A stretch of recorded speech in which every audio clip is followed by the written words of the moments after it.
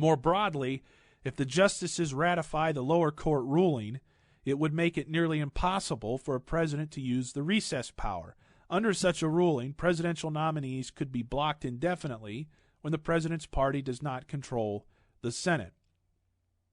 The impasse over confirming nominees to the NLRB and the Consumer Financial Protection Bureau was resolved last summer, and majority Democrats have since changed Senate rules to limit the ability of the minority party to block most presidential nominees.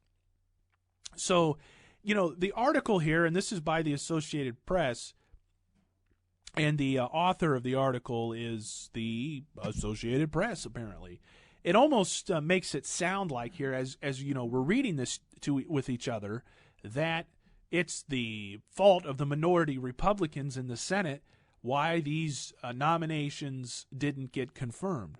When, in fact, for a long period of time, presidents have used the opportunity when the Senate goes in recess to make certain appointments. And sometimes it's done by both parties. It's called a recess appointment, and they only last for as long as the current Congress is in session. So it could be a couple of years, it could be less than a year, whatever the case may be. But when the appointments are made, they're temporary. They're not permanent. But this president seems to have taken that sort of provision and not just used it to fill positions that need to be filled when the Senate is on recess, but to fill the positions with people who are so far left-wing in this country that they could not even pass a Senate controlled by the Democrats. If the Senate was controlled by Republicans, one could almost see why a president of another party would maybe take advantage of that loophole in the advice and consent power in the Constitution. But it's a beautiful loophole to have, really, because if the Senate's not around and we need an emergency appointment of some kind, or maybe there's some other extenuating circumstance more than just political, the president can make this temporary appointment. But as in with everything that this administration has done, again, whether it be Obamacare, NLRB appointments, immigration law where he just passes executive orders, the DREAM Act, which couldn't pass Congress, basically stating that children that are here are granted under a certain age amnesty into the United States. Now, that's a significant piece of legislation that never passed the Congress. But Obama decides he's the president of the United States. Maybe he needs some Hispanic votes or support. He's going to go ahead and do this.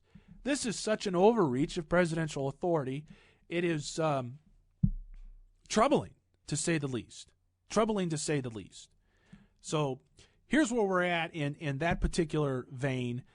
It is encouraging to note that the Supreme Court may rein in the president's powers, but it's not because the president had to act to continue the operations of government because of the evil Republicans in the Senate. These are people that are making decisions that are constantly siding in an aggressive manner with labor over business. And these are union hacks that are receiving these appointments. These aren't just our next door neighbors and good, upstanding, independent people. These are political hacks. And, that happens in every administration, but in some of these instances, these appointments to the National Labor Relations Board, these folks are more than just, political friends. These are organizers. These are community organizers, labor organizers that are finding their way inside of the bureaucracy of the United States and within the executive department. And the National Labor Relations Board or the Consumer Financial Protection Bureau, if we even need these kinds of things anymore, are not there for ideological appointments. They're there to render fair and impartial decisions when disputes arise between consumers and business or labor and business. They're not there to promote a political agenda. And that's what's going on.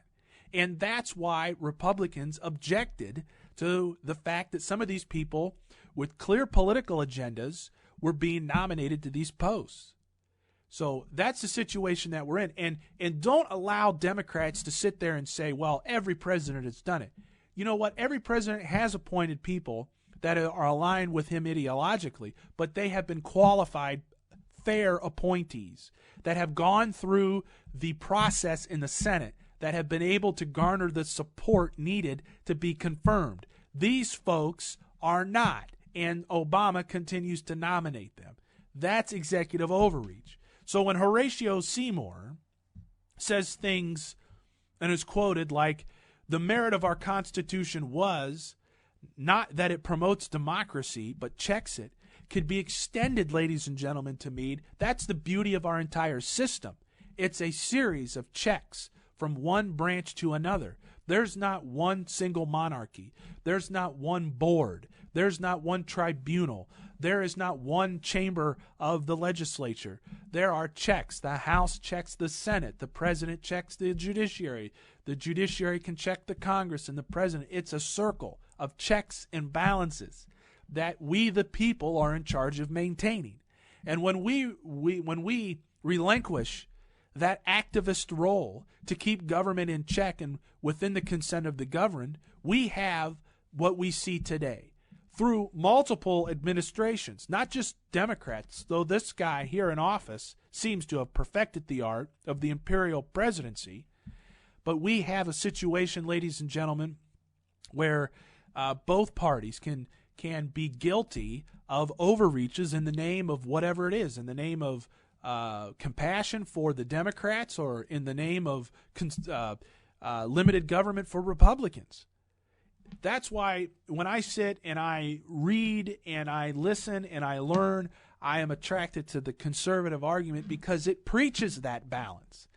It is rooted in the Constitution that creates this check so that not one group of people or one branch or one special interest can gain so much control over our republic that it suffers and hinders the others. That's where we're at here as a republic. We're going to take our final break. I want to get to this other topic here called the political hot potato of the millennium, and also briefly touch on the problems of Governor Chris Christie. The path to restoring our republic was laid down by our founding fathers. The principles of freedom, liberty, personal responsibility, and limited government are conservative ideals we will never abandon. America is listening. Grassroots, common sense, conservative talk radio. It's on the internet. Tune in now. Red State Talk Radio, featuring some of the most popular internet talk show hosts in America today. Are you listening? RedStateTalkRadio.com. What if we got rewarded for every good decision? Dinner. Meal needs a vegetable. Check. Amazing. Vegetables cooked with a healthier oil instead of butter? Fantastic. Replacing bad fats with healthier fats like those in canola or vegetable oil is good for your heart. Take up the challenge for good health because the you of the future will say, fantastic! Visit heart.org/face the fats. Canola Info proudly supports the American Heart Association's Face the Fats campaign.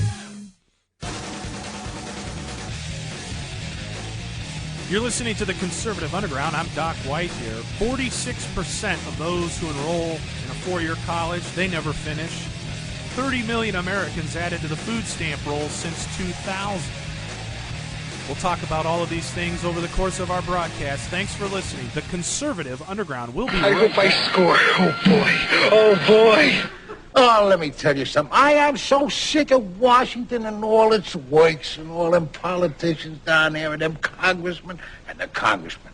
Boy, I'll bet you won't find none of them congressmen turning down their electric blankets tonight. Because if they did, their secretaries would get up and go home.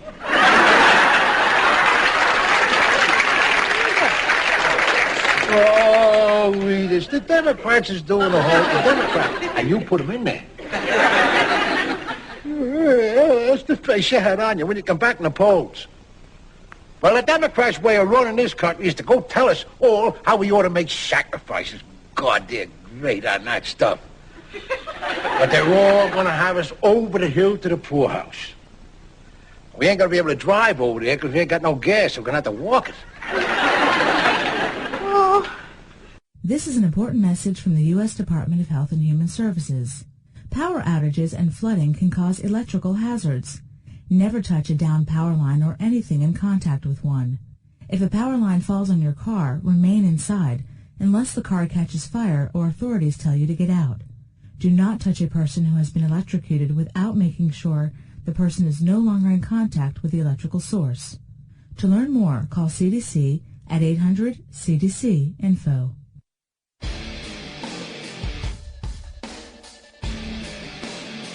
Welcome back to the Conservative Underground. I did want to read those quotes that I read there in the middle of the break. That should just make you shake your head and wonder what's happening to your country. 30 million Americans added to the food stamp rolls since 2000. Now, there's nothing partisan about that. That covers 2 administrations. But I will say it's been under hyperdrive since Barack Obama and the quick and easy compassion crowd took over. That is 30 million Americans added to the food stamp rolls. And how many of you out there remember this? I remember listening to late night radio during that time, as I did in high school and college, and I would hear commercials on the radio advertising from the federal government for people to inquire about getting on food stamps, that you may qualify, that this is a benefit that you're entitled to. Advertising. This started at about that time.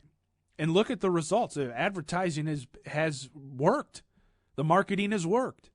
And when you sit there and you hear the Obama people talk about, well, we just have to market Obamacare, and people will understand, people will get it. Well, they may be onto something. That may not mean that it's a good policy and that it works and it's the best thing to do, but if you market anything, you'll get people to buy it. But you can put lipstick on a pit bull, but that doesn't mean you're going to get rhubarb pie, ladies and gentlemen. The federal government has been advertising on our radio waves since the early 2000s about how people who are down and out on their luck should explore the federal benefit of Supplemental Nutrition Assistance Program. They call it SNAP, but it's food stamps. They even make it sound appealing. And then they've taken away the little tear-off coupons and have now given everyone little credit cards so they can feel like they're putting it on their Discover. There's nothing to be proud of, ladies and gentlemen, in adding 30 million Americans to the food stamp rolls to 2000. That's not compassion. That's not helping people. We just have this debate, ladies and gentlemen, over the extension of unemployment. They call it now unemployment. It used to be called cash welfare. Then they called it unemployment benefits or unemployment checks. I can remember growing up in the 80s, a family member may be unemployed. They'd have to go down to the Unemployment Bureau and get their unemployment. Then they called it unemployment benefits.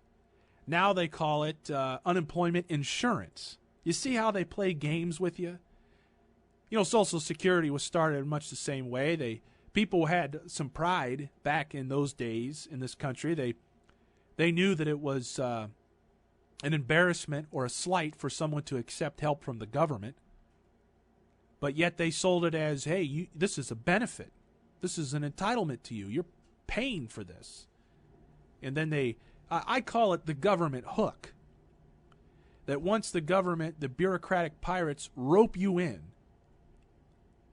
then you lose all sense of pride, self-esteem, self-respect, and motivation to provide, because now you're relying on an entity. You're not even relying on another person. You're relying on an entity, the government. And I want to be perfectly clear. I'm not knocking the people that are on the assistance. People that are legitimately out of work and are finding themselves in a tough bind. The system is set up to you have to go to the government. The churches and other things are also available. Private charities are available. But the government has gotten their mitts into this so much that sometimes good people are put in bad situations. But we're not helping them get out of the situation that they're in by being enrolled in this government program. Success and compassion is determined by how long someone is on unemployment. Compassion and caring for the poor is measured by how many Americans are on the food stamp rolls. Compassion and caring is measured by how much the Medicaid rolls swell. Compassion and caring is measured by Medicaid expansion, more and more people on government assistance. I don't want anyone to qualify for government assistance because I'd like to see people working and can provide for themselves so they don't have to get on a phone to call a government agency to see if they qualify for something. or they don't have to wait for that check. And so that their lives aren't being